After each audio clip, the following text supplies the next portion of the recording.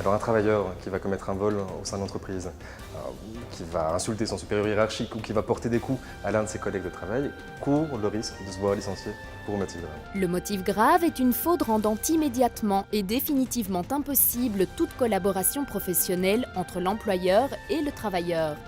Cette sanction est lourde de conséquences pour le travailleur. Elle est donc soumise à des conditions très strictes que Xavier Deleu, Legal Advisor, nous expose en détail. Pour être en présence d'un motif grave, il faut tout d'abord un comportement fautif qui sera adopté par le travailleur. Alors, ce n'est pas n'importe quelle faute qui va pouvoir justifier un licenciement pour motif grave. Il faut un comportement qui est gravement fautif, on s'en doute.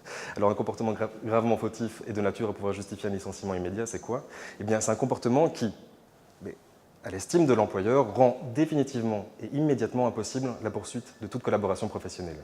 Alors, la jurisprudence regorge finalement d'exemples de comportements fautifs qui sera ou non acceptés comme pouvant justifier un licenciement pour motif grave. Généralement, les cours et tribunaux tendent à reconnaître l'effet de vol, l'effet de malhonnêteté finalement de la part du travailleur ou de violence comme de nature à pouvoir justifier un licenciement immédiat. Au contraire, la baisse des performances de rentabilité du travailleur, ces éléments ne seront pas de nature à pouvoir justifier son licenciement immédiat pour motif grave. Alors il est très difficile d'énumérer finalement une liste de comportements qui sera systématiquement ou pas reconnue comme étant de nature à pouvoir justifier un licenciement pour motif grave. Pourquoi ? Eh bien parce que ça dépend finalement des éléments factuels du dossier. Ça dépend de la carrière professionnelle notamment du travailleur. Un travailleur qui a tout au long de sa carrière, une carrière de 20 ans dans l'entreprise, qui a une carrière impeccable, qui n'a jamais fait l'objet d'un avertissement de la part de son employeur, eh bien on va apprécier avec beaucoup moins de rigueur finalement la gravité de la faute qu'il aurait pu commettre. Et au contraire, un travailleur qui, au cours des 6 derniers mois, aurait pu faire l'objet de plusieurs avertissements pour un même comportement fautif, eh bien, dans ce cadre-là, l'appréciation de la gravité de la faute sera plus sévère. Il faut avoir conscience qu'un même comportement fautif pourra donc, dans certains cas, justifier valablement un licenciement pour motif grave et dans d'autres cas, ne le justifiera pas. Un employeur qui est informé d'un comportement fautif adopté par l'un de ses travailleurs doit réagir vite. Vite, mais pas dans la précipitation. Il est important que l'employeur ait une certitude finalement du comportement fautif qui est adopté par son travailleur. Dans ce cadre-là, on recommande qu'une enquête soit, si nécessaire, réalisée, si on a un doute en tout cas par rapport à la certitude de l'imputabilité ou de la commission de ce comportement fautif par le travailleur. Enquête, audition peut-être, si nécessaire. Une fois qu'on a cette certitude dans le chef de l'employeur quant au comportement fautif qui est adopté par son travailleur, eh bien, il faut réagir vite. Il dispose d'un délai de 3 jours. 3 jours ouvrables, à partir de la prise de connaissance des faits, pour rompre le contrat de travail. Si ce délai de 3 jours est respecté, l'employeur dispose d'un second délai de 3 jours ouvrables afin de, cette fois-ci, notifier les motifs qui justifient la rupture du contrat de travail pour motif grave. Alors par facilité, généralement ce qu'on conseille aux employeurs, c'est de rompre le contrat de travail et de notifier les motifs finalement qui justifient la rupture du contrat de travail dans un seul et même courrier commandé qui, attention, doit être notifié dans les 3 jours ouvrables donc de la prise de connaissance des faits par l'employeur.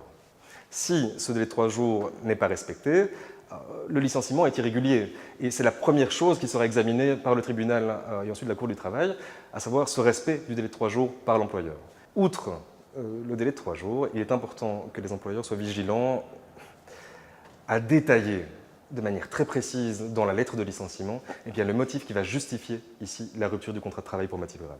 Il faut que le travailleur puisse comprendre de manière certaine le comportement fautif, finalement, qui va justifier la rupture immédiate et sans préavis de son contrat. C'est également important pour que le juge puisse lui-même vérifier, finalement, si les arguments qui sont avancés devant lui dans le cadre d'une procédure judiciaire correspondent bien, finalement, au motif de licenciement qui était repris dans le courrier de notification adressé au travailleur. Alors, il faut détailler, il faut préciser de manière très étayée finalement la faute commise par le travailleur. On ne peut pas se limiter à dire que mon travailleur a commis un vol, point. Non, ça ne va pas. Il faut préciser, donc, par exemple, si c'est un vol, le montant qui était dérobé, le lieu dans lequel ce vol a été commis, la date évidemment à laquelle ce vol a pu être commis par le travailleur, l'heure, si vous disposez de cette information, doit être précisée. Il faut mettre un maximum d'éléments factuels dans la lettre de licenciement afin de s'assurer finalement que ce travailleur puisse comprendre ce qui lui est concrètement reproché. Il vaut mieux mettre un maximum, mettre trop finalement d'informations dans cette lettre de licenciement que pas assez, car le manque de précision du motif de licenciement pourrait entraîner l'irrégularité cette fois-ci du licenciement pour motif grave. Le travailleur qui se voit notifier un licenciement pour motif grave peut bien évidemment contester cette décision devant les juridictions du travail.